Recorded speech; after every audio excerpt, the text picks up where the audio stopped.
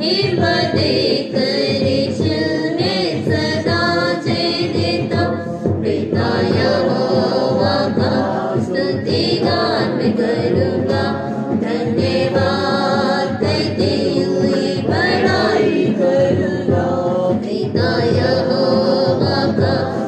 स्तुतिगान मैं करूँगा, धन्यवाद करते हुए बड़ाई करूँगा।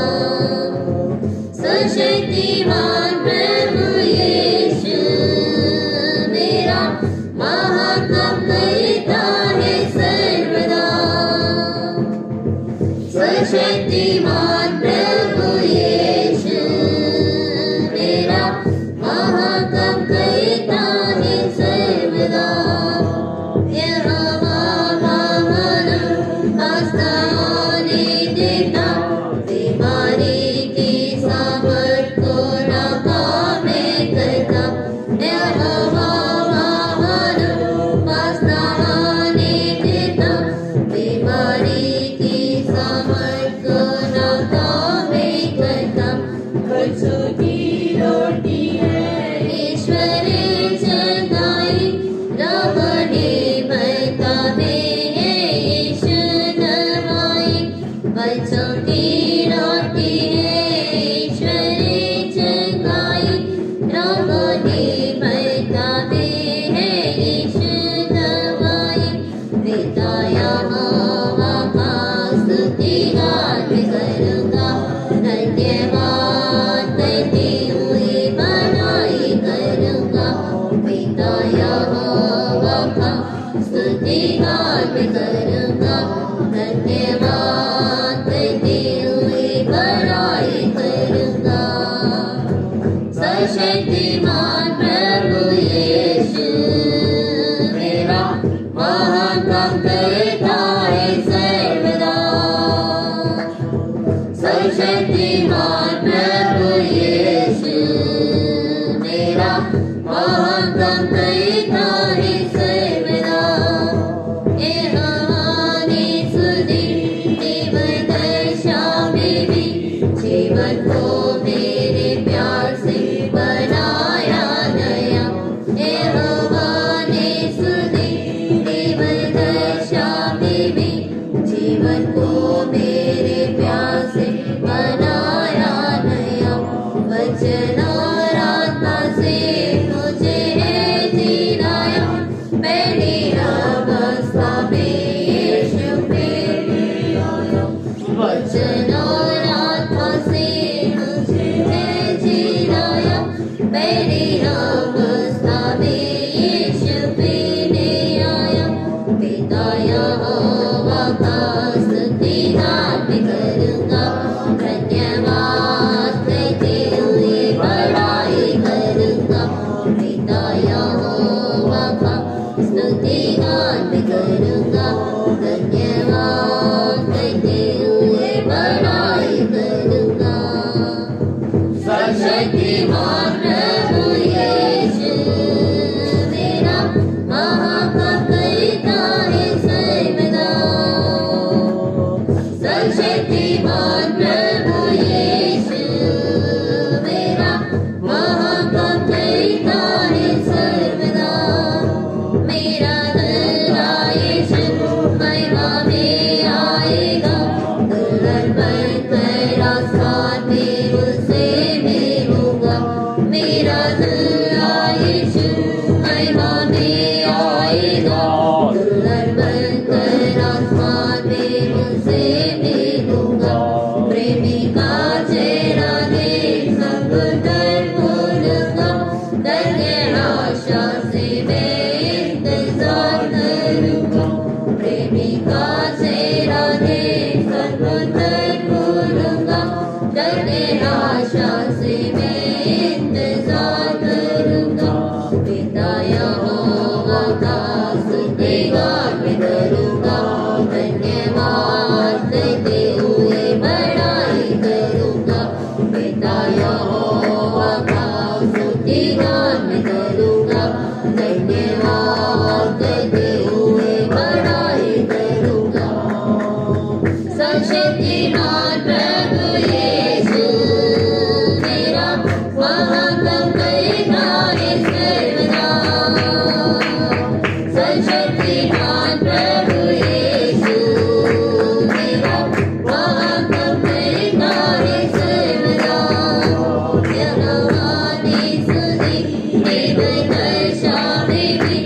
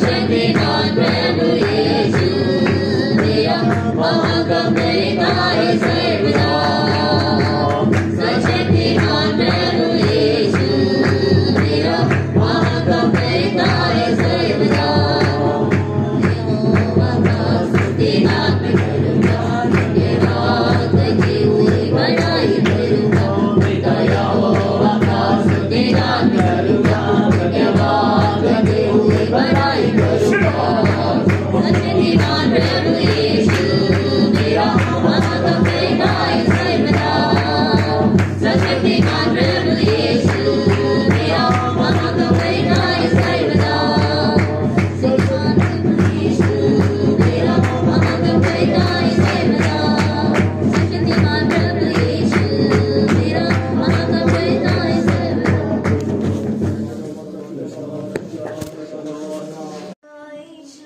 महिमा में आएगा दुल्हन बनकर आसमान में उसे मिलूंगा मेरा दुल्हा यीशु महिमा में आएगा दुल्हन बनकर आसमान में उसे मिलूंगा प्रेमी का चेहरा देख सतगुर भूलूंगा दिल में आशा से मैं इंतजार करूंगा प्रेमी का चेहरा देख सतगुर भूलूंगा दिल में आशा से मैं इंतजार करूंगा मेरा दुल्हा यीशु महिमा में आएगा दुल्हन बनकर आसमान में उसे मिलूंगा मेरा दुल्हा यीशु महिमा में आएगा दुल्हन बनकर आसमान में उसे मिलूंगा प्रेमी का चेहरा देख सब घर भूलूंगा दिल में आशा से मैं इंतजार करूंगा प्रेमी का चेहरा देख सब घर भूलूंगा दिल में आशा से मैं इंतजार करूंगा प्रेमी का चेहरा देख सब घर भूलूंगा दिल में आशा से मैं इंतजार महिमा हो परमेश्वर के नाम की तारीफ हो गई। Hebrews 10:35 पढ़ी इब्रानियों 10:35 वचन पढ़ेंगे। इसलिए अपना हियाव ना छोड़ो क्योंकि उसका प्रतिफल बड़ा है परमेश्वर के नाम की महिमा हो। परमेश्वर के नाम की तारीफ हो गई। अपने हियाव को ना छोड़ो क्योंकि उसका प्रतिफल बड़ा है। ਅਸੀਂ ਆਪਣੀ ਹਿੰਮਤ ਨੂੰ ਨਹੀਂ ਛੱਡਣਾ ਕਿਉਂਕਿ ਉਸ ਦਾ ਫਲ ਜਿਹੜਾ ਵੱਡਾ ਹੈ। ये कॉन्फिडेंस ये हिम्मत हम सबका अंदर हमेशा दिखाई देना चाहिए। ਇਹ ਜਿਹੜੀ ਹਿੰਮਤ ਹੈ ਦਿਲੇ ਦੀ ਸਾਡੇ ਅੰਦਰ ਹਮੇਸ਼ਾ ਵਿਖਾਈ ਦੇਣੀ ਚਾਹੀਦੀ ਹੈ। परमेश्वर ये हिम्मत हमें देता है ਇਹ ਹਿੰਮਤ ਦਿਲੇ ਦੀ ਪਰਮੇਸ਼ਰ ਸਾਨੂੰ ਦਿੰਦਾ ਹੈ क्योंकि उसके प्रतिफल बहुत बड़ा है। ਕਿਉਂਕਿ ਉਹਦਾ ਪ੍ਰਤੀਫਲ ਬਹੁਤ ਵੱਡਾ ਹੈ।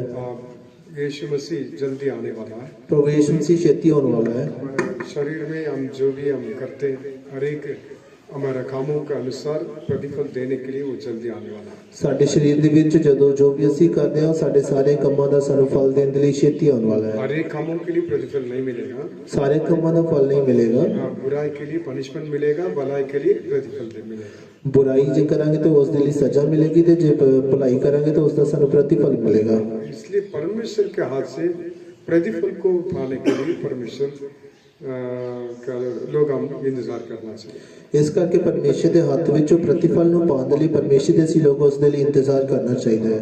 इब्रानी 11:6 वचन में लिखा ਇਬਰਾਨੀਆਂ 11:6 ਵਚਨ ਦੇ ਵਿੱਚ ਲਿਖਿਆ ਹੈ। Hebrews 11:6 और विश्वास बिना उसे प्रसन्न करना अनहोना है क्योंकि परमेश्वर के पास आने वाले को विश्वास करना चाहिए कि वह है और अपने खोजने वाले को प्रतिफल देता है।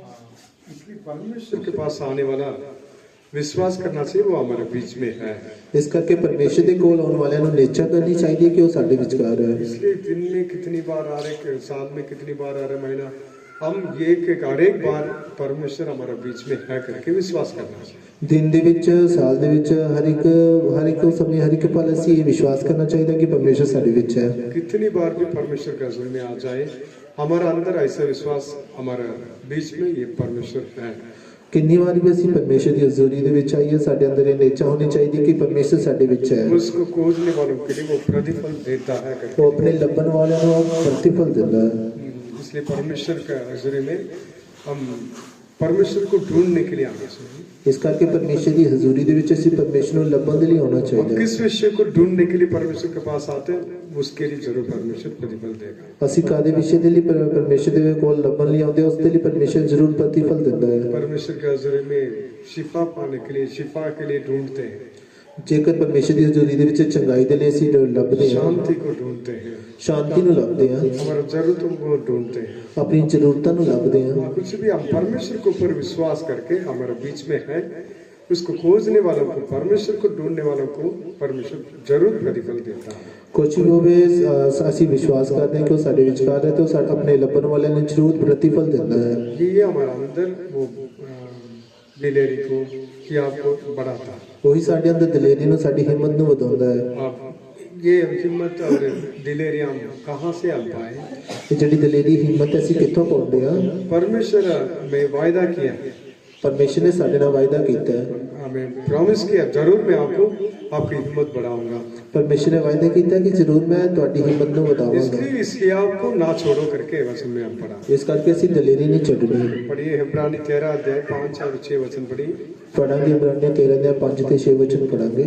तुम्हारा स्वभाव लोभ रहित हो और जो तुम्हारे पास है उसी पर संतोष करो, क्योंकि उसने आप ही कहा है, मैं तुझे कभी ना छोड़ूंगा और ना कभी तुझे त्यागूंगा। इसलिए हम निडर होकर कहते हैं, प्रभु हमारा सहायक है, मैं ना डरूंगा, मनुष्य मेरा क्या कर सकता है। परमेश्वर के नाम की महिमा हो। ਪਰਮੇਸ਼ਰ ਦੇ ਨਾਮ ਦੀ ਤਾਰੀਫ ਹੋਵੇ।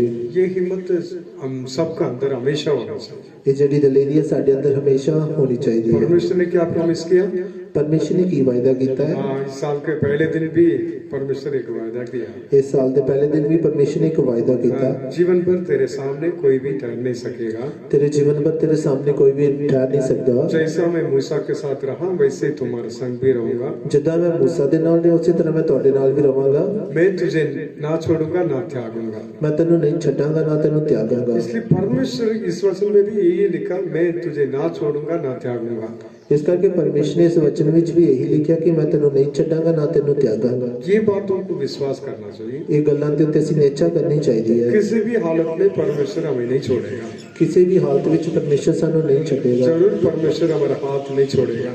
ਜ਼ਰੂਰ ਪਰਮੇਸ਼ਰ ਸਾਡਾ ਹੱਥ ਨਹੀਂ ਛੱਡੇਗਾ। यीशु आने के समय भी हमारा हाथ नहीं छोड़ेगा। ਯीशु आने ਦੇ ਸਮੇਂ ਵੀ ਸਾਡਾ ਹੱਥ ਨਹੀਂ इस ਛੱਡੇਗਾ। दुनिया में हमारा सिचुएशन के अनुसार भी परमेश्वर हर एक बातों में साथ देगा, हमारा हाथ नहीं छोड़ेगा। ਇਸ ਦੁਨੀਆ ਦੇ ਵਿੱਚ ਵੀ ਸਾਡੀ ਹਰ ਇੱਕ ਹਾਲਤ ਦੇ ਵਿੱਚ ਪਰਮੇਸ਼ਰ ਸਾਡਾ ਸਾਥ ਹੋਵੇਗਾ, ਸਾਡਾ ਹੱਥ ਨਹੀਂ ਛੱਡੇਗਾ। इसलिए परमेश्वर का भरोसा, वायदा के ऊपर भरोसा रखना चाहिए। ਇਸ ਕਰਕੇ ਪਰਮੇਸ਼ਰ ਦੇ ਵਾਅਦਿਆਂ ਦੇ ਉੱਤੇ ਅਸੀਂ ਨੇਚਾ ਰੱਖਣੀ ਹੈ। इसलिए परमेश्वर जो वायदा दिया उसके ऊपर भरोसा रखने से हमारा जीवन में हियाव बढ़ जाता है। ਇਸ ਕਰਕੇ ਪਰਮੇਸ਼ਰ ਨੇ ਜੋ ਸਾਨੂੰ ਵਾਅਦਾ ਦਿੱਤਾ ਉਹਦੇ ਉੱਤੇ ਜਦੋਂ ਅਸੀਂ ਭਰੋਸਾ ਰੱਖਦੇ ਹਾਂ ਤੇ ਫਿਰ ਸਾਡੀ ਹਿੰਮਤ ਵੱਧ ਜਾਂਦੀ इसलिए ਹੈ। हमारा अंदर कॉन्फिडेंस कम होने के समय में हम परमेश्वर के वायदा को याद करना चाहिए। ਜਦੋਂ ਸਾਡੇ ਅੰਦਰ ਹਿੰਮਤ ਦਲੇਰੀ ਘੱਟ ਹੋਵੇਗੀ ਤੇ ਅਸੀਂ ਪਰਮੇਸ਼ਰ ਦੇ ਵਾਅਦੇ ਨੂੰ ਯਾਦ ਕਰਨਾ ਹੈ। हाँ, उस टाइम में परमेश्वर हमारा कॉन्फिडेंस को बढ़ाएगा, ਉਸ ਸਮੇਂ ਪਰਮੇਸ਼ਰ ਸਾਡੀ ਹਿੰਮਤ ਨੂੰ ਦਲੇਰੀ ਨੂੰ ਵਧਾਵੇਗਾ। परमेश्वर मदद करेगा। नेक्स्ट इब्रानी 10 अध्याय 20 वचन में लिखा है, ਦੂਸਰਾ ਇਬਰਾਨੀਆਂ 10 ਦੇ 20 वचन ਦੇ ਵਿੱਚ ਲਿਖਿਆ ਹੈ, जो उसने पर्दे अर्थात अपने शरीर में से होकर हमारे लिए अभिषेक किया है।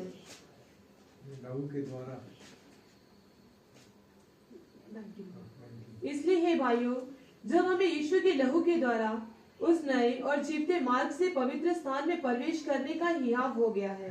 हियाव हो गया है, हियाव हो गया है। दलेरी हो गई है। यीशु के लहू के द्वारा एक दिलेरी हियाव हमारा अंदर आ जाता है। प्रभु यीशु के लहू के द्वारा एक दलेरी या हिम्मत साडे अंदर आ जाती है। जब भी आपका जीवन में कॉन्फिडेंस कम हो गया करके फील करते हो तो तुरंत प्रभु मुझे क्षमा कर, तेरे लहू से मुझे धो ले, तेरे लहू के द्वारा मुझे हिम्मत को बढ़ाओ। ਜਦੋਂ ਵੀ ਸਾਡੇ ਅੰਦਰ ਹਿੰਮਤ ਦਲੇਰੀ ਘਟ ਜਾਂਦੀ ਹੈ ਤੇ ਫਿਰ ਅਸੀਂ ਪ੍ਰਭੂ ਯਿਸੂ ਮਸੀਹ ਨੂੰ ਕਹਿਣਾ ਕਿ ਆਪਣੇ ਲਹੂ ਦੇ ਨਾਲ ਸਾਨੂੰ ਧੋ ਕੇ ਸਾਡੀ ਦਲੇਰੀ ਨੂੰ ਹਿੰਮਤ ਨੂੰ ਵਧਾਓ। चाहे जो भी आपको जरूरत है, ਚਾਹੇ ਤੁਹਾਡੀ ਜੋ ਵੀ ਜ਼ਰੂਰਤ ਹੈ, हिम्मत कम होने के समय में यीशु मसीह का लहू हमारा ऊपर आने के लिए हम प्रार्थना करना चाहिए। ਸਾਡੀ ਹਿੰਮਤ ਘਟ ਹੋਣ ਦੇ ਸਮੇਂ ਪ੍ਰਭੂ ਯਿਸੂ ਮਸੀਹ ਦਾ ਲਹੂ ਸਾਡੇ ਉੱਤੇ ਆਉਣ ਦੇ ਲਈ ਅਸੀਂ ਦੁਆ ਕਰਨੀ ਹੈ। उस टाइम में परमेश्वर का हिम्मत हमारा अंदर आ जाएगा। उस समय परमेश्वर की दलेरी साडे अंदर आ जाएगी। कि वचन में लिखा उसके लहू के द्वारा ही आपको परमेश्वर बढ़ाकर देता है। क्यों जो वचन ਦੇ ਵਿੱਚ ਲਿਖਿਆ ਕਿ ਉਸ ਦੇ ਲਹੂ ਦੇ ਦੁਆਰਾ ਉਹ ਸਾਡੀ ਦਲੇਰੀ ਨੂੰ ਵਧਾਉਂਦਾ ਹੈ। कई समय में, ठीक है, हम वो किया कॉन्फिडेंस हमारा अंदर नहीं करके हम फील करते हैं। ਕਈ ਸਮੇਂ ਸਾਡੇ ਅੰਦਰ ਹਿੰਮਤ ਨਹੀਂ ਹੈ, ਅਸੀਂ ਇਸ ਚੀਜ਼ ਨੂੰ ਮਹਿਸੂਸ ਕਰਦੇ ਹਾਂ। लेकिन ऐसा टाइम में हम क्या करना, ਲੇਕਿਨ ਇਸ ਸਮੇਂ ਇਸ ਦੇ ਹਾਲਤ ਵਿੱਚ ਅਸੀਂ ਕੀ ਕਰਨਾ ਹੈ? नहीं मेरा परमेश्वर मेरे साथ है, ਮੇਰਾ ਪਰਮੇਸ਼ਰ ਮੇਰੇ ਨਾਲ ਹੈ। यीशु मसीह का लहू मुझे शुद्ध किया। ਯੀਸ਼ੂ ਮਸੀਹ ਦੇ ਲਹੂ ਨੇ ਮੈਨੂੰ ਸ਼ੁੱਧ ਕੀਤਾ ਹੈ। सिचुएशन ऐसा अगेंस्ट दिखने के समय भी मेरा अंदर परमेश्वर दिया हुआ किया है करके विश्वास में स्टेप रखना चाहिए। ਜਿਹੜੇ ਹਾਲਾਤ ਸਾਡੇ ਵਿਰੋਧ ਹੋਣ ਦੇ ਬਾਵਜੂਦ ਵੀ ਪਰਮੇਸ਼ਰ ਨੇ ਮੇਰੇ ਨਾਲ ਹੈ ਕਰਕੇ ਅਸੀਂ ਆਪਣੀ ਦਲੇਰੀ ਨੂੰ ਵਧਾਉਣਾ ਹੈ। लाइफ में कई बार समय में हम थोड़ा पाव आगे रखने के लिए सोचते हैं, ਜੀਵਨ ਦੇ ਵਿੱਚ ਕਈ ਵਾਰ ਅਸੀਂ ਆਪਣੇ ਪੈਰ ਨੂੰ ਅੱਗੇ ਰੱਖਣ ਲਈ ਸੋਚਦੇ ਹਾਂ। अभी रात को जा रहे हैं, ਹੁਣ ਰਾਤ ਨੂੰ ਜਾ ਰਹੇ लाइट बंद है, ਹਾਂ, ਲਾਈਟ ਬੰਦ ਹੈ। उधर एक नीचे एक रस्सी भी रहे, अब पाव रखने के समय में तुरंत क्या करोगे, सांप को ऊपर पाव रखा, डर ऑटोमेटिक आ जाएगा। ਨਹੀਂ ਥੱਲੇ ਕੋਈ ਰੱਸੀ ਵੀ ਪਈ ਹੋਏਗੀ ਤੇ ਤੁਸੀਂ ਪੈਰ ਰੱਖਣ ਦੇ ਸਮੇਂ ਤੁਹਾਨੂੰ ਇਦਾਂ ਲੱਗੇਗਾ ਕਿ ਸੱਪ ਦੇ ਉੱਤੇ ਪੈਰ ਰੱਖਿਆ, ਇੱਕਦਮ ਡਰ ਅੰਦਰ ਆ ਜਾਏਗਾ। लाइफ में हम कैसे मार्ग में हम जाते हैं, उस टाइम में कई समय में उसके द्वारा आपको हिम्मत कई समय में बढ़ जाता, कई समय में कम हो जाता। ਜੀਵਨ ਦੇ ਵਿੱਚ ਕਈ ਤਰ੍ਹਾਂ ਦੇ ਰਾਹਾਂ ਦੇ ਵਿੱਚ ਜਾਣ ਦੇ ਸਮੇਂ ਤੁਹਾਨੂੰ ਕਿ ਹਾਲਾਤ ਇਸ ਤਰ੍ਹਾਂ ਦੇ ਹੋ ਜਾਂਦੇ ਕਿ ਕਈ ਸਮੇਂ ਤੁਹਾਡੀ ਦਲੇਰੀ ਹਿੰਮਤ ਵੱਧ ਜਾਂਦੀ, ਕਈ ਸਮੇਂ ਘਟ ਜਾਂਦੀ ਹੈ। कुत्ते के लिए मैं पहले नहीं डरता था, ਕੁੱਤੇ ਤੋਂ ਵੀ ਪਹਿਲਾਂ ਨਹੀਂ ਡਰਦਾ ਸੀ। एक बार स्कूल जाने के समय में कुत्ते आके दिन में आके मेरे लेफ्ट हैंड को पकड़ लिया अच्छा से। ਇੱਕ ਵਾਰੀ ਸਕੂਲ ਜਾਣ ਦੇ ਸਮੇਂ ਕੁੱਤੇ ਨੇ ਆ ਕੇ ਮੇਰੇ ਖੱਬੇ ਹੱਥ ਨੂੰ ਫੜ ਲਿਆ। वो इंसिडेंट मेरे जीवन में नहीं आता तो मैं बाद में कुत्ते के लिए कभी नहीं डरना था। ਜੇਕਰ ਉਹ ਹਾਲਾਤ ਮੇਰੇ ਜੀਵਨ ਦੇ ਵਿੱਚ ਨਹੀਂ ਹੁੰਦੀ ਤੇ ਮੈਂ ਬਾਅਦ ਵਿੱਚ ਕਦੇ ਵੀ ਕੁੱਤੇ ਤੋਂ ਨਹੀਂ ਡਰਨਾ ਸੀ। उस दिन से कुत्ते देख के ऑटोमेटिक डर मेरा अंदर था। ਉਸ ਦਿਨ ਤੋਂ ਲੈ ਕੇ ਕੁੱਤੇ ਨੂੰ ਜਦੋਂ ਮੈਂ ਦੇਖਦਾ ਤਾਂ ਆਪਣੇ ਆਪ ਹੀ ਜਿਹੜਾ ਡਰ ਮੇਰੇ ਅੰਦਰ ਆ ਜਾਂਦਾ ਹੈ। विश्वासियों के घर में जाने के समय कुत्ते तो ऑटोमेटिक डर आता है, ले बोलेंगे नहीं नहीं ये काटता नहीं, ये काटती नहीं, ऐसे बोलते हैं। ਵਿਸ਼ਵਾਸੀ ਦੇ ਘਰ ਦੇ ਜਾਣ ਦੇ ਸਮੇਂ ਕੁੱਤੇ ਨੂੰ ਵੇਖ ਕੇ ਆਪਣੇ ਆਪ ਹੀ ਡਰ ਆ ਜਾਏਗਾ, ਲੇਕਿਨ ਉਹ ਬੋਲਦੇ ਨੇ कि ये नहीं बढ़ता, ये नहीं बढ़ता। तुझे क्या पता, मुझे पता मेरा लेफ्ट हैंड को कुत्ते ने कैसे काटा। ਤੈਨੂੰ ਕੀ ਪਤਾ, ਮੈਨੂੰ ਪਤਾ ਕਿ ਮੇਰੇ ਖੱਬੇ ਹੱਥ ਨੂੰ ਕੁੱਤੇ ਨੇ ਕਿਤਨਾ ਕੱਟਿਆ ਸੀ। इसलिए देखो ऐसा टाइम में बाकी लोग कितने भी वर्ड्स बोले, देखो इस तरह कॉन्फिडेंस को नहीं बढ़ा सकता। ਦੇਖੋ ਇਸ ਤਰ੍ਹਾਂ ਦੇ ਸਮੇਂ ਵਿੱਚ ਬਾਕੀ ਲੋਕ ਕਿੰਨੇ ਵੀ ਵਚਨ ਬੋਲਣ ਲੇਕਿਨ ਉਹ ਤੁਹਾਡੀ ਹਿੰਮਤ ਨੂੰ ਨਹੀਂ ਵਧਾ ਸਕਦੇ। इसलिए हम परमेश्वर के ऊपर विश्वास रखने से वो हिम्मत हमारे जीवन में बढ़ता है। ਇਸ ਕਰਕੇ ਜਦ ਅਸੀਂ ਪਰਮੇਸ਼ਰ ਦੇ ਉੱਤੇ ਵਿਸ਼ਵਾਸ ਰੱਖਾਂਗੇ ਤਾਂ ਉਹ ਹਿੰਮਤ ਸਾਡੇ ਅੰਦਰ ਵੱਧਦੀ ਹੈ। पढ़िए एफेसियंस 3 अध्याय 12 वचन में लिखा, ਪੜਾਂਗੇ ਇਫੀਸੀਓ 3 ਦੇ 12 वचन ਦੇ ਵਿੱਚ लिखा है, जिसमें हमको उस पर विश्वास करने से साहस और भरोसे के साथ परमेश्वर के निकट आने का अधिकार है। और एक बार साहस क्या, जिसमें हमको उस पर विश्वास करने से साहस और भरोसे के साथ विश्वास करने से हमें हमारा वो कॉन्फिडेंस को परमेश्वर देता है। ਵਿਸ਼ਵਾਸ ਕਰਨ ਦੇ ਨਾਲ ਪਰਮੇਸ਼ਰ ਸਾਡੇ ਅੰਦਰ ਉਹ ਦਲੇਰੀ ਨੂੰ ਦਿੰਦਾ ਹੈ। दिलेरी देता, हिम्मत देता, हियाब देता, ਉਹ ਸਾਨੂੰ ਦਲੇਰੀ ਦਿੰਦਾ ਹੈ, ਹਿੰਮਤ ਦਿੰਦਾ ਹੈ, इसलिए विश्वास के द्वारा। ਉਹ ਵਿਸ਼ਵਾਸ ਦੇ ਰਾਹੀਂ। इसलिए हम सिचुएशन को देख के मैं वो बातें को सोच के मैं हमेशा चलूंगा तो मैं डरते डरते चलना। ਜੇਕਰ ਅਸੀਂ ਹਾਲਾਤਾਂ ਨੂੰ ਵੇਖ ਕੇ ਉਹ ਗੱਲ ਨੂੰ ਵੇਖ ਕੇ ਚੱਲਾਂਗੇ ਤਾਂ ਅਸੀਂ ਹਮੇਸ਼ਾ ਡਰਦੇ ਡਰਦੇ ਚੱਲਣਾ ਹੈ। इसलिए हमारा माइंड को कई बातों को हम कैप्चर करके रखा, हमारा पास्ट एक्सपीरियंस को हम देख के कई समय में हिम्मत को छोड़ देते। ਅਸੀਂ ਮਾਈਂਡ ਦਾ ਆਪਣੇ ਦਿਮਾਗ ਦੇ ਵਿੱਚ ਕੁਝ ਗੱਲਾਂ ਨੂੰ ਰੱਖਿਆ, ਆਪਣੀ ਜਿਹੜੀ ਬੀਤੀ ਹੋਈਆਂ ਗੱਲਾਂ ਨੂੰ ਦਿਮਾਗ ਵਿੱਚ ਰੱਖਦੇ ਆ ਤੇ ਅਸੀਂ ਕੀ ਉਸ ਸਮੇਂ ਆਪਣੀ ਦਲੇਰੀ ਨੂੰ ਛੱਡ ਦਿੰਦੇ ਹਾਂ। विश्वास करके हम आगे स्टेप रखना। ਇਸ ਕਰਕੇ ਨਿਸ਼ਚੈ ਕਰਕੇ ਅਸੀਂ ਆਪਣੇ ਪੈਰ ਨੂੰ ਅੱਗੇ ਰੱਖਣਾ ਹੈ। परमेश्वर हम सबको मदद करना। ਪਰਮੇਸ਼ਰ ਸਾਡੇ ਸਾਰਿਆਂ ਦੀ ਮਦਦ ਕਰਨਾ ਚਾਹੀਦਾ। पढ़िए प्रेरितों का काम 4 अध्याय 31 वचन में लिखा, ਪੜਾਂਗੇ ਰਸੂਲਾਂ ਦੇ ਕਰਤੱਵ 4 ਦੇ। आपके जीवन में कितने भी विश्वास कम हो जाए कोई प्रॉब्लम नहीं, ਤੁਹਾਡੇ ਜੀਵਨ ਦੇ ਵਿੱਚ ਕਿੰਨਾ ਵੀ ਨੇਚਰ ਘਟ ਜਾਏ ਕੋਈ ਗੱਲ नहीं। या कितने भी लो लेवल में हमारा विश्वास नहीं तो हमारा भरोसा, हमारा हिम्मत सब कुछ खत्म ही हो गया, ऐसा तो प्रॉब्लम नहीं है। ਸਾਡਾ ਜਿਹੜਾ ਵਿਸ਼ਵਾਸ ਜਿਹੜਾ ਕਿੰਨੇ ਵੀ ਹੇਠਾਂ ਘਟ ਜਾਵੇ ਇਦਾਂ ਦੀ ਕੋਈ ਪ੍ਰੋਬਲਮ ਨਹੀਂ ਹੈ। कितने कम है उससे कितने ज्यादा बढ़ाने के लिए परमेश्वर का आत्मा हमारे साथ है। ਉਹ ਕਿੰਨਾ ਵੀ ਘਟ ਹੈ ਲੇਕਿਨ ਉਸ ਨੂੰ ਉਹ ਕਿੰਨਾ ਜ਼ਿਆਦਾ ਵਧਾਉਣ ਦੇ ਲਈ ਪਰਮੇਸ਼ਰ ਦਾ ਜਿਹੜਾ ਵਿਸ਼ਵਾਸ ਉਹ ਸਾਡੇ ਨਾਲ ਹੈ। जिसको कोई कंपेयर कर नहीं सकता, इतना हमें हिम्मत देने के लिए पवित्र आत्मा हमारे साथ है। ਜਿਹਨੂੰ ਕੋਈ ਵੀ ਤੁਲਨਾ ਨਹੀਂ ਕਰ ਸਕਦਾ, ਇੰਨੀ ਦਲੇਰੀ ਦੇਣ ਦੇ ਲਈ ਪਵਿੱਤਰ ਆਤਮਾ ਸਾਡੇ ਨਾਲ ਹੈ। जो यीशु कर नहीं सकता था उस बातों को करने के लिए भी पवित्र आत्मा मदद करता है। ਜੋ ਯੀਸ਼ੂ ਨਹੀਂ ਕਰ ਸਕਦਾ ਉਸ ਗੱਲਾਂ ਨੂੰ ਕਰਨ ਦੇ ਲਈ ਵੀ ਪਵਿੱਤਰ ਆਤਮਾ ਸਾਡੀ ਮਦਦ ਕਰਦਾ ਹੈ। उसका मतलब यीशु के बारे में गलत नहीं सोचना, यीशु कई बातों को कर नहीं सकता था इसलिए पवित्र आत्मा आया, ऐसा नहीं है। ਇਸ ਦਾ ਤੁਸੀਂ ਗਲਤ ਮਤਲਬ ਨਹੀਂ ਸਮਝਣਾ ਕਿ ਯੀਸ਼ੂ ਕਈ ਗੱਲਾਂ ਨੂੰ ਕਰ ਨਹੀਂ ਸਕਦਾ ਇਸ ਕਰਕੇ ਪਵਿੱਤਰ ਆਤਮਾ ਆਇਆ, ਇਦਾਂ ਨਹੀਂ ਹੈ। यीशु सर्वशक्तिमान, यीशु सर्वशक्तिमान है, लेकिन यीशु कई बातों को कंप्लीट करने के बिना अपने बच्चों को देख कर गया। लेकिन यीशु कुछ गल्लां ਨੂੰ पूरा ਕਰਨ ਤੋਂ ਬਿਨਾ ਆਪਣੇ ਬੱਚੇ ਨੂੰ ਦੇਖ ਗਿਆ। यीशु इस दुनिया में रहने के समय में उसके वजह से बहुत लोग ठोकर खाया। यीशु इस दुनिया ਦੇ ਵਿੱਚ ਰਹਿੰਦੇ ਸਮੇਂ ਉਹਦੀ ਵਜ੍ਹਾ ਨਾਲ ਬਹੁਤ ਸਾਰੇ ਲੋਕਾਂ ਠੋਕਰ ਖਾਦੀ। साथ रहने वालों को भी वो संभाल नहीं पाया, साथ रहने वाले ਨੂੰ ਵੀ ਉਹ ਸੰਭਾਲ नहीं पाया। 3.5 साल उनके साथ रहकर कितना अद्भुत काम किया। 3.5 साल ਉਹਨਾਂ ਦੇ ਨਾਲ ਰਹਿ ਕੇ ਕਿੰਨੇ ਅਦਭੁਤ ਕੰਮ ਕੀਤੇ। जब प्रॉब्लम आने के समय में सभी तितर बितर हो गया। जब परेशानी आई थे सारे तितर बितर हो गए। कारण क्या था? वजह की सी? उसके चेलों को अंदर वो कॉन्फिडेंस नहीं था। ਉਹਨਾਂ ਦੇ ਚੇਲਿਆਂ ਦੇ ਅੰਦਰ ਉਹ ਹਿੰਮਤ ਦਲੇਰੀ नहीं सी। हिजाब उनका अंदर खत्म हो गया था। ਉਹਨਾਂ ਦੇ ਅੰਦਰ ਜਿਹੜਾ ਹਿਜਾਬ ਸੀ ਖਤਮ ਹੋ ਗਿਆ। मैं इस व्यक्ति के साथ में रहूंगा तो मुझे भी पिटाई करेंगे, ਜੇਕਰ ਇਸ ਮਨੁੱਖ ਦੇ ਨਾਲ ਮੈਂ ਰਵਾਂਗਾ ਤੇ ਮੈਨੂੰ ਵੀ ਕੁੱਟਣਗੇ। इसलिए स्ट्रांग रहने के लिए वो हिम्मत नहीं है। इस करके मजबूत रहने के लिए वो दलेरी नहीं है। इसलिए हम बहुत पढ़ते 12 चेलों के बारे में, लेकिन एक भी परमेश्वर के साथ नहीं दिया। इस करके सी 12 चेलों के बारे में बड़ा पढ़ते लेकिन एक भी उसके नाल नहीं रहा। यीशु भी साथ है, जिंदा उस टाइम में, यीशु भी नाल जिंदा उस समय जिंदा यीशु उनके साथ रहने के समय में इनको हिम्मत नहीं आया। जिंदा यीशु उन्होंने दे नाल रहते समय इन्हां दे अंदर दलेरी नहीं आई। यीशु मेरे साथ है, मैं इसको साथ दूंगा, ऐसा भी नहीं है। यीशु मेरे नाल है, मैं उन्हां दा साथ देवांगा, इतना भी नहीं है। इसलिए भाग गया। इस करके भज गए। लेकिन पवित्र आत्मा आने के समय में क्या हुआ? लेकिन पवित्र आत्मा होते समय की होया? पवित्र आत्मा आने के बाद उसको मारने के लिए उनको ढूंढ रहे थे, रोमियों के सामने, यहूदियों के सामने, महायाजकों के सामने दिलेर के साथ आगे जाकर यीशु के बारे में प्रचार कर रहे थे। पवित्र आत्मा होते समय उन्होंने मारन दे लिए जो यहूदी रोमी लभ रहे थे, लेकिन दलेरी दे नाल यीशु मसीह दा प्रचार कीता। यीशु जिंदा रहने के समय इसको पकड़ने के लिए आया, डर के मारे भाग गए थे। यीशु जिंदा रहते समय उन्होंने फड़न दे लिए आया तो डर के दौड़ गए। लेकिन सेम पवित्र आत्मा आने के समय में यीशु का नाम लेकर जिनके लिए देखकर डर के मारे भागते थे, उनके सामने खुद आकर यीशु के बारे में हिम्मत के साथ प्रचार करते थे। लेकिन पवित्र आत्मा आने तो बाद जिन्ना को डर के दौड़ गए सी, उन्होंने सामने खुद आके दलेरी दे नाल यीशु मसीह दा प्रचार करते सी। वचन पढ़ी, वो वचन पढ़ांगे। जब वे प्रार्थना कर चुके तो वे स्थान जहाँ वे इकट्ठे थे हिल गया और वे सब पवित्र आत्मा से परिपूर्ण हो गए और परमेश्वर का वचन हियाव से सुनाते रहे। देखो पहले ये हियाव उनके जीवन में नहीं था। देखो पहला ये दलेरी उन्होंने जीवन में नहीं सी, लेकिन पवित्र आत्मा के लिए जगह दिया। लेकिन पवित्र आत्मा के लिए जगह दी। पवित्र आत्मा के सहायता से प्रार्थना किया, पवित्र आत्मा की मदद नाल दुआ की। पवित्र आत्मा उनको हियाव दिया, पवित्र आत्मा ने उन्होंने दलेरी दी। इसलिए शत्रुओं के सामने खुद जाकर हियाव से परमेश्वर के वचन को सुना रहे थे। इस करके वैरियन के सामने खुद जाके दलेरी नाल परमेश्वर का वचन सुना रहे थे। इसलिए पवित्र आत्मा का सामर्थ्य एक इंसान का हियाव खत्म भी हो जाए कोई प्रॉब्लम नहीं, उसको बढ़ा कर देगा। इस करके जी पवित्र आत्मा की सामर्थ्य जो एक मनुष्य की दलेरी खत्म भी हो जाए तो फिर उसको बता के देगी।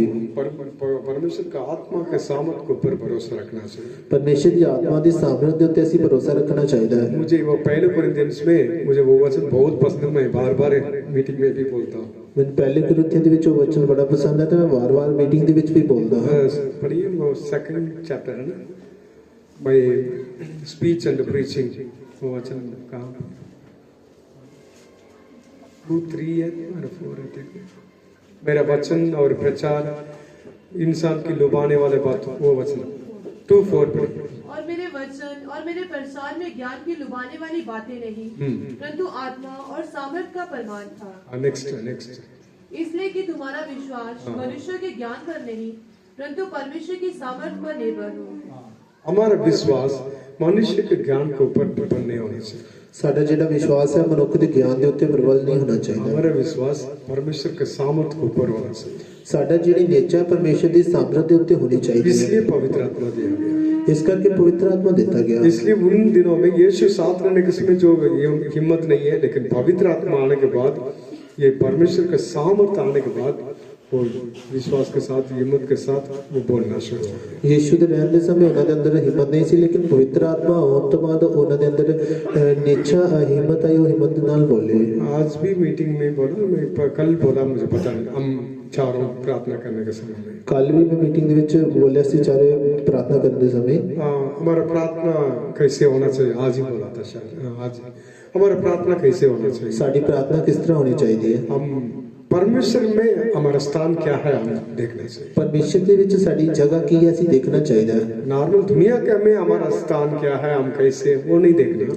ਨਾਰਮਲ ਦੁਨੀਆ ਦੇ ਵਿੱਚ ਸਾਡੀ ਜਗ੍ਹਾ ਕਿੱਥੇ ਹੈ, ਕੀ ਹੈ, ਅਸੀਂ ਉਹ ਨਹੀਂ ਦੇਖਣਾ। हम मसीह के पास आ गया, ਅਸੀਂ ਮਸੀਹ ਦੇ ਕੋਲ ਆ ਗਏ ਹਾਂ। मसीह में हमारा मेरा प्लेस क्या है, आपका प्लेस क्या है, हमारा जगह क्या है, हम देख रहे हैं। ਮਸੀਹ ਦੇ ਵਿੱਚ ਮੇਰੀ ਜਗ੍ਹਾ ਕੀ ਹੈ, ਤੁਹਾਡੀ ਜਗ੍ਹਾ ਕੀ ਹੈ, ਅਸੀਂ ਇਹ ਦੇਖਣਾ ਹੈ। हम सभी यीशु के ऊपर विश्वास करने वाला, ਅਸੀਂ ਸਾਰੇ ਯੀਸ਼ੂ ਦੇ ਉੱਤੇ ਨਿਸ਼ਚਾ ਕਰਨ ਵਾਲੇ ਹਾਂ। इसलिए सबको परमेश्वर सामर्थ्य और अधिकार दिया। ਇਸ ਕਰਕੇ ਸਾਰਿਆਂ ਨੂੰ ਪਰਮੇਸ਼ਰ ਨੇ ਸਾਮਰਥ ਤੇ ਇਖਤਿਆਰ ਦਿੱਤਾ ਹੈ। इसलिए प्रार्थना में आने के समय में प्रार्थना के लिए ये बात हम पहले करना चाहिए, मेरा स्थान मसीह में क्या है, परमेश्वर इस स्थान में रहने वाला मुझे नहीं आपको परमेश्वर क्या अधिकार दिया, क्या सामर्थ्य दिया।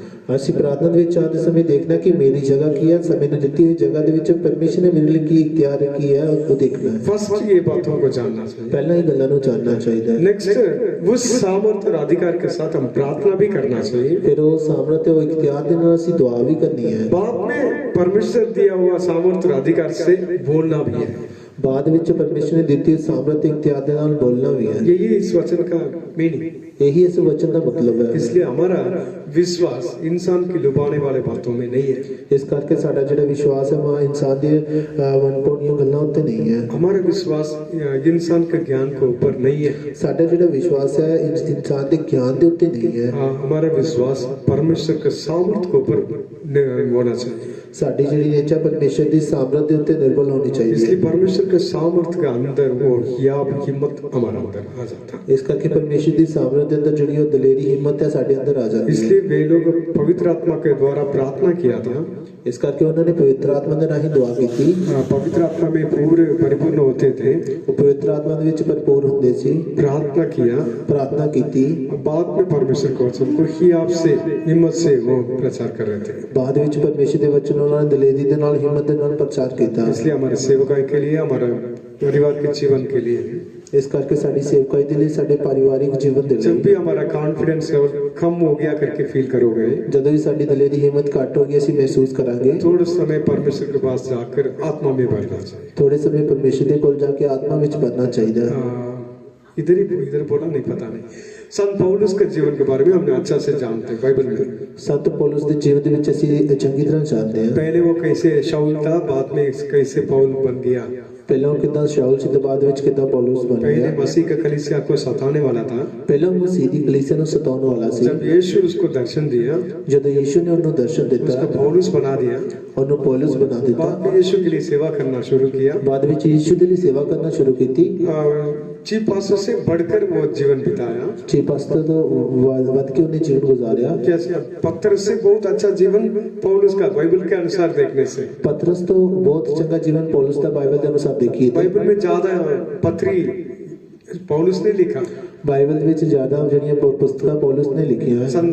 पत्रस भी बोलता पौलुस के ज्ञान बहुत ज्यादा, उसको समझने के लिए सारे बातों को हम समझ नहीं सकता। ਪਤਰਸ ਵੀ ਬੋਲਦਾ ਕਿ ਜਿਹੜਾ ਪੌਲੁਸ ਦਾ ਗਿਆਨ ਬਹੁਤ ਬੜਾ ਵੱਧ ਗਿਆ। इसलिए प्रभु यीशु मसीह के बारे में प्रकाशन पौलुस के अंदर बहुत ज्यादा था। ਪ੍ਰਭੂ ਯਿਸੂ ਮਸੀਹ ਦੇ ਬਾਰੇ ਪ੍ਰਕਾਸ਼ਨ ਪੌਲੁਸ ਦੇ ਵਿੱਚ ਬਹੁਤ ਜ਼ਿਆਦਾ ਸੀ। इसलिए उस प्रकाशन की वजह से वो घमंड नहीं करना करके एक कांटा भी उसके जीवन में दिया गया।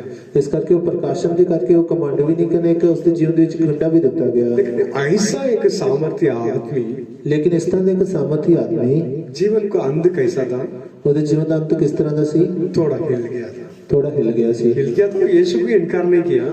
ਹਿਲ ਗਿਆ ਤਾਂ ਉਹਨੇ ਯੀਸ਼ੂ ਦਾ ਇਨਕਾਰ ਨਹੀਂ ये ਕੀਤਾ। बाइबल में नहीं लिखा, हिस्ट्री में लिखा, मैं बताता हूँ। ਇਹ ਬਾਈਬਲ ਦੇ ਵਿੱਚ ਨਹੀਂ ਲਿਖਿਆ ਲੇਕਿਨ ਇਤਿਹਾਸ ਦੇ ਵਿੱਚ ਲਿਖਿਆ, ਮੈਂ ਦੱਸਦਾ। बाइबल में संत पौलुस का अंत कैसा पता? ਬਾਈਬਲ ਦੇ ਵਿੱਚ ਸੰਤ ਪੌਲੁਸ ਦਾ ਅੰਤ ਕਿਸ ਤਰ੍ਹਾਂ ਪਤਾ? सीसर के सामने खड़े होना करके बोल दिया। ਅੰਚੀ ਦੇ ਸਾਹਮਣੇ ਖੜੇ ਹੋਣਾ ਕਰਕੇ ਬੋਲ ਦਿਆ। सीसर बोला, ਸੀਜ਼ਰ ਦੇ ਸਾਹਮਣੇ कैसर कैसर कैसर के कैसर सामने के सामने खड़ा होना बोल देता। कैसर के सामने खड़ा होना करके बोला। कैसर के सामने खड़ा होना बाद में करके कैसे वो जहाज की यात्रा में जाकर फंस गया, बाद में बच गया, बाद में रोम में पहुंच गया। बाद ਵਿੱਚ ਉਹ ਕਿਸ ਤਰ੍ਹਾਂ ਜਹਾਜ਼ ਦੇ ਸਫ਼ਰ ਦੇ ਵਿੱਚ ਜਾ ਕੇ ਫਸ ਗਿਆ, ਫਿਰ ਬਚ ਗਿਆ, ਫਿਰ ਰੋਮ ਵਿੱਚ ਆ फिर ਗਿਆ। तो काम लास्ट चैप्टर में उसको क्लियर लिखा। बाद में उधर जाके देखा भाई लोगों ने क्या बोला, आपके बारे में कोई चिट्ठी नहीं लिखा, आपके बारे में कोई गलत नहीं बोला, हम भी ऐसा नहीं है, लेकिन आप जो बोलने वाला बातों को सुनने के लिए हम भी चाहते हैं। रसूलां ਦੇ ਕਰਤੱਵ ਵਿੱਚ ਲਿਖਿਆ ਕਿ ਤੁਹਾਡੇ ਬਾਰੇ ਕੋਈ ਚਿੱਠੀ ਨਹੀਂ ਲਿਖੀ, ਤੁਹਾਡੇ ਬਾਰੇ ਕੋਈ ਲੇਕਿਨ ਤੁਹਾਡੇ ਬਾਰੇ ਜੋ ਵੀ ਸੁਣਨ ਵਾਲੀ ਗੱਲਾਂ ਨੂੰ ਅਸੀਂ ਸੁਣਨਾ ਚਾहते हैं। बाद में वो प्रचार किया, कई लोग ठीक है बोला, कई लोग विश्वास नहीं किया। हर जगह में इस मार्ग के लिए ऐसे विवाद तो होता रहता है। ਬਾਅਦ ਵਿੱਚ ਉਹਨੇ ਜੋ ਵੀ ਬੋਲਿਆ ਕੁਝ ਲੋਕਾਂ ਨੇ ਵਿਸ਼ਵਾਸ ਨਹੀਂ ਕੀਤਾ। ਇਸ ਗੱਲਾਂ ਦੇ ਵਿੱਚ ਇਸ ਤਰ੍ਹਾਂ ਬਾਦ ਵਿਵਾਦ ਹੁੰਦਾ ਰਹਿੰਦਾ ਹੈ। संत पौलुस को कैसर के द्वारा कोई पनिशमेंट नहीं मिला है। ਸੰਤ ਪੌਲੁਸ ਨੂੰ ਕੈਸਰ ਦੇ ਦੁਆਰਾ ਕੋਈ सजा नहीं मिली। उधर 2 साल के उससे ऊपर उधर किराए के लिए कमरा लेकर उधर सेवा किया करके बाइबल में लिखा। उस जगह ते उन्हें रह के 2 साल किस तरह किराए ते कमरा लेके सेवा की थी बाइबल लेकिन में। वो कैसर चेंज होने के बाद वो कैसर चेंज होने तो बाद में एक रोमन एम्परर आया। बाद ਵਿੱਚ ਇੱਕ ਹੋਰ ਰੋਮ ਦਾ ਰਾਜਾ ਆਇਆ। वो आकर पौलुस को पकड़ लिया। ਉਹਨੇ ਆ ਕੇ ਪੌਲੁਸ ਨੂੰ ਫੜ ਲਿਆ। ये हिस्ट्री में लिखा। वो पकड़ के उसको मारने के लिए, बीहेड करने के लिए, वो गला काटने के लिए वो आज्ञा दे दिया। ਉਹਨੇ ਫੜ ਕੇ ਉਸ ਨੂੰ ਮਾਰਨ ਦੇ ਲਈ, ਉਸ ਦਾ ਗਲਾ ਕੱਟਣ ਦੇ ਲਈ ਉਸ ਨੂੰ ਹੁਕਮ ਦੇ ਦਿੱਤਾ। गला काटने के लिए उधर अरेंजमेंट हो गया। गला उसका गला कटने के लिए उस जगह पे इंतजाम हो गया। कैसे मुर्गी को गला काटते वैसे उसके गला काटने के लिए लटा दिया, गले के ऊपर चूरी रख दिया। जिस तरह मुर्गी का गला कटते ने उसी तरह ਉਹਦਾ गला कटने के लिए उसने लटा दिता ते गले ते छुरी रख दी। रोमन एम्परर ने उसको पूछा, आपको लास्ट आखिरी इच्छा है तो बोलो। जब रोम का राजा सी उसने ਉਹਨੂੰ ਪੁੱਛਿਆ ਕਿ ਤੇਰੀ ਜੇ ਕੋਈ ਆਖਰੀ ख्वाहिश है तो दस दे। हाँ इच्छा है। ਉਹਨੇ बोलिया एक मेरी ख्वाहिश है। क्या इच्छा? की ख्वाहिश है? मुझे 5 मिनट मुझे टाइम देना। मैनू 5 मिनट मैनू समय दो। ठीक है ले लो। ਉਹਨੇ बोले ले लो। क्या भागने के लिए टाइम मांगा? कि तू दौड़ने के लिए समय मंगया है। वो जाके क्या किया? ਉਹਨੇ जाके की कीता है? जाके साधन बोलता प्रचार किया नहीं, प्रचार नहीं किया। साजन बोलता प्रचार कीता नहीं, प्रचार नहीं कीता। वो बोलता मैं प्रचार नहीं बोला, प्रार्थना ऐसा बोला। वो बोलता मैं प्रार्थना कर। हाँ साजन वो बोल रहा है जी मैं प्रचार करके नहीं बोला, मैं प्रार्थना करके बोला था। साजन बोलता है कि मैं प्रचार करके नहीं, मैं प्रार्थना करके बोलिया सी। ये बात नहीं करके बोलो। जरूर इसका थॉट ये अभी इसका थॉट यही है। होने दे विचार यही नहीं। हाँ प्रचार नहीं, मैं प्रार्थना बोला था। प्रचार नहीं, मैं प्रार्थना बोले। 5 मिनट्स दूर जाकर घुटने में खड़े होकर आत्मा में भरा। वो थोड़ा जिहा दूर जाके 5 मिनट घुटिया ते खलो के आत्मा विच भरिया। स्टीफन का प्रार्थना क्या था? स्टीफन दी दुआ कितना सी? यीशु का प्रार्थना क्या था? यीशु की प्रार्थना की सी। यीशु मरने के समय में क्या प्रार्थना किया था? यीशु ने मरने के समय की दुआ की थी। ए प्रभु इनको ऊपर दया कर, इनको क्षमा कर, ये नहीं जानते क्या करते करके। वे प्रभु इन्हां दे ते दया कर, इन्हां क्षमा करे, नहीं जानते की करते ने। स्टीफन को वो घुटने में खड़ा होकर प्रार्थना कर रहा था। उस टाइम में पथराव किया, वो उसको मार रहे हैं। उस टाइम में स्टीफन का प्रार्थना क्या था? स्टीफनोस ਨੂੰ ਜਦੋਂ ਪੱਤਰਵਾ ਕਰਕੇ ਉਸ ਨੂੰ ਮਾਰੇ ਸੀ, ਉਸ ਸਮੇਂ ਉਹਦੇ ਗੋਡਿਆਂ ਤੇ ਖਲੋ ਕੇ ਦੁਆ ਕੀ प्रार्थना सी? वो भी यीशु के माने प्रार्थना की, इनको क्षमा कर। ਉਹਨੇ ਵੀ ਯीशु ਦੀ ਤਰ੍ਹਾਂ ਹੀ ਦੁਆ ਕੀਤੀ ਕਿ ਇਹਨਾਂ ਨੂੰ ਮਾਫ ਕਰੋ। पौलुस मरने के समय में ये प्रार्थना नहीं है। पौलुस ਜਦੋਂ ਮਰਨ ਦੇ ਸਮੇਂ ਉਹਨੇ ਇਹ ਦੁਆ ਨਹੀਂ ਕੀਤੀ। कोई वर्ड्स अपना दिमाग में जो वोकैबुलरी उसके अनुसार वर्ड्स बनाकर प्रार्थना नहीं किया। ਉਹਨੇ ਆਪਣੇ ਦਿਮਾਗ ਦੇ ਅਨੁਸਾਰ ਜੋ ਵਰਡ ਬਣਾ ਕੇ ਉਸਨੇ ਉਹ ਦੁਆ नहीं ਕੀਤੀ। प्रभु यीशु मुझे माफ कर, प्रभु यीशु ਮੈਨੂੰ माफ कर। प्रभु यीशु अभी तक मैं तेरे लिए सेवा किया, प्रभु यीशु ਹੁਣ तक मैं तेरे लिए सेवा अभी की, मुझे गला काटने वाले और मेरा गला वड्डण वाले ने, इसलिए मुझे भी बचाओ। इस करके मैंने बचाओ। मैं अभी तेरे पास आना है। मैं ਹੁਣ तेरे को लाना है। ऐसा करके कुछ प्रार्थना नहीं की। इस तरह करके ਉਹਨੇ कुछ भी दुआ नहीं की थी। वो 5 मिनट्स पूरा आत्मा में भरा। वो 5 मिनट पूरा आत्मा विच भरिया। घुटने में खड़े होकर अच्छा जोर जोर जोर से सब पौलुस आत्मा में भरा।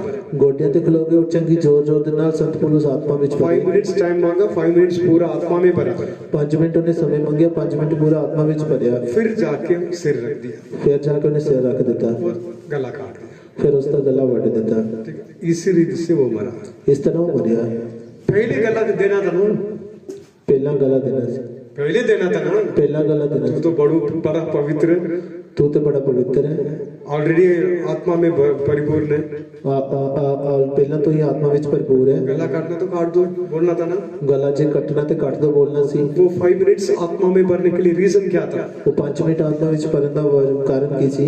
बहुत बड़े बड़े इंसान भी थोड़ा खिल जाते हैं ना, ਬਹੁਤ ਵੱਡੇ ਵੱਡੇ ਇਨਸਾਨ ਵੀ ਥੋੜੇ ਹਿਲ ਜਾਂਦੇ अब ਨੇ। हिलने के लिए भी चांस नहीं देना। ਉਹ ਹਿਲਣ ਵਾਸਤੇ ਵੀ ਚਾਂਸ ਨਹੀਂ। संत पौलुस हमारे लिए एक नमूना है, ਸੰਤ ਪੌਲੁਸ ਸਾਡੇ ਲਈ ਇੱਕ ਨਮੂਨਾ ਹੈ। हमारे यीशु हमारे लिए नमूना है। ਸਾਡੇ ਯੀਸ਼ੂ ਸਾਡੇ ਲਈ ਇੱਕ ਨਮੂਨਾ ਹੈ। इसलिए आत्मा में हमेशा प्रार्थना करना चाहिए। ਇਸ ਕਰਕੇ ਆਤਮਾ ਵਿੱਚ ਹਮੇਸ਼ਾ ਪ੍ਰਾਰਥਨਾ ਕਰਨੀ ਹੈ। रीजन उस टाइम में गला को देने के लिए, जान देने के समय में और भी उसका अंदर हिम्मत नहीं करके अर्थ नहीं है, और भी हिम्मत में थोड़ा भी कम नहीं होना चाहिए। और गला देने ਦੇ ਸਮੇਂ ਉਸ ਦੇ ਅੰਦਰ ਇਹ ਮਤਲਬ ਨਹੀਂ ਕਿ ਹਿੰਮਤ ਘੱਟ ਹੈ, ਹੋਰ ਵੀ ਜ਼ਿਆਦਾ ਹਿੰਮਤ ਹੈ, ਇਸ ਦਾ ਇਹ ਮਤਲਬ ਹੈ। आत्मा में भर के हिम्मत के साथ जो करना करो। आत्मा ਵਿੱਚ ਭਰ ਕੇ ਹਿੰਮਤ ਦਲੇਰੀ ਦੇ ਨਾਲ ਬੋਲਿਆ ਕਿ ਜੋ ਕਰਨਾ ਹੈ ਕਰੋ। नेक्स्ट सेकंड उसका सिर उसको बॉडी में नहीं था, ਅਗਲੇ ਜਿਹੜੇ ਪਲ ਉਸ ਦਾ ਜਿਹੜਾ ਸਰ ਉਸ ਦੇ ਸਰੀਰ ਨਾਲ ਨਹੀਂ ਸੀ, उसका अलग हो गया। ਉਹ ਅਲੱਗ ਹੋ ਗਿਆ। इसलिए दिस इज पौलुस मरा। इस तरह पौलुस मरिया। इसलिए आत्मा के सामर्थ के द्वारा उसका अंदर दिलेरी को और भी बढ़ाया, इस करके जीवन देकर परमेश्वर के पास पहुंच गया। ਇਸ ਕਰਕੇ ਆਤਮਾ ਦੀ ਸਾਮਰਥ ਦੇ ਨਾਲ ਉਸਨੇ ਆਪਣੇ ਅੰਦਰ ਦਲੇਰੀ ਨੂੰ ਹੋਰ ਵੀ ਵਧਾਇਆ ਤਾਂ ਆਪਣੇ ਜਾਨ ਨੂੰ ਦੇ ਕੇ ਪਰਮੇਸ਼ਰ ਦੇ ਕੋਲ ਪਹੁੰਚ ਗਿਆ। ये हिस्ट्री में लिखा, इसलिए सारी दुनिया ये जानती है। ਇਹ ਇਤਿਹਾਸ ਦੇ ਵਿੱਚ ਲਿਖਿਆ ਤੇ ਸਾਰੀ ਦੁਨੀਆ ਇਸ ਤੇ ਜਾਣਦੀ ਹੈ। लास्ट पढ़िए 1 जॉन 5:14। ਪਹਿਲਾ ਜੋਨ 5 ਦਾ 14 ਵਚਨ ਪੜਾਂਗੇ।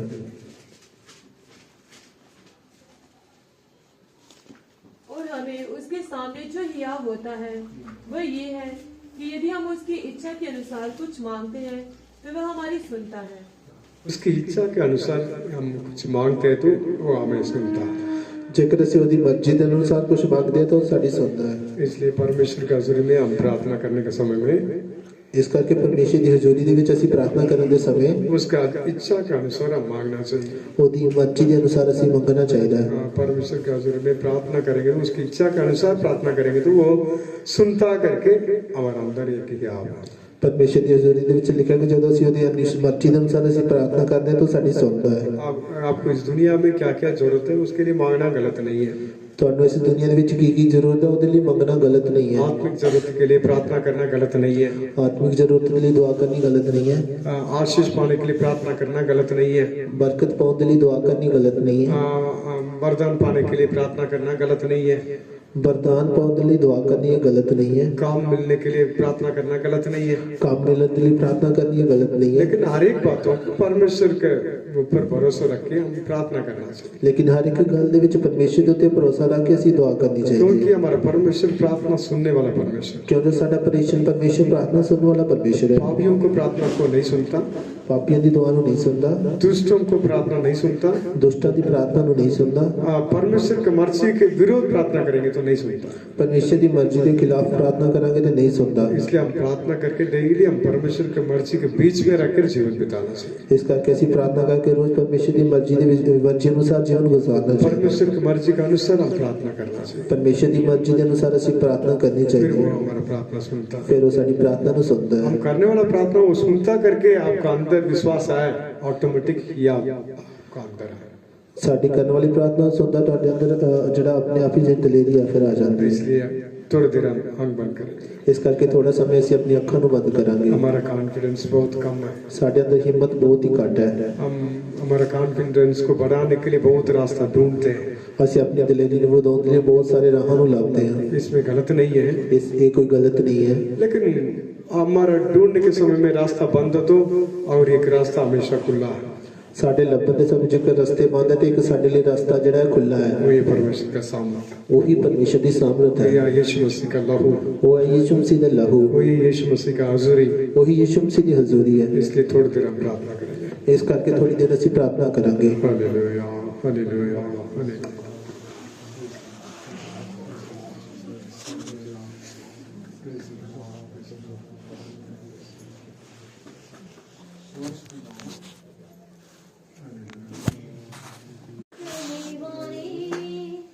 यीशु को देखकर हम दौड़े, आमीन जीसस।